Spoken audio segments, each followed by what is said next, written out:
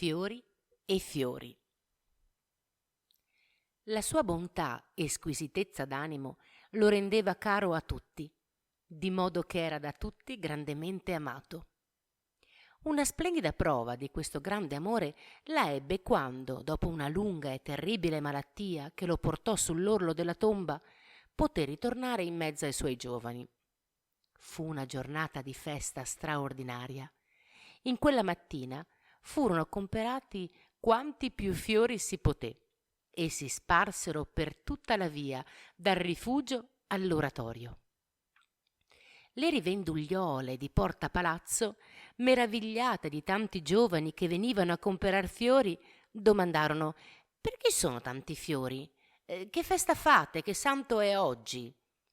«Che santo è santo? Sono per Don Bosco. Egli è guarito da una grave malattia.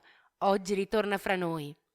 E correvano affannosi a sfogliarli lungo il percorso e adornarne le siepi e il recinto dell'oratorio. Quando poi Don Bosco comparve appoggiato ad un bastoncino, fu un evviva formidabile. Anzi, i più grandicelli gli si fecero attorno e, tolta da una casa una sedia, lo obbligarono ad adagiarsi e lo portarono fino all'oratorio, mentre gli altri gli marciavano avanti, accanto, appresso, sempre ripetendo: «Evviva! Evviva!»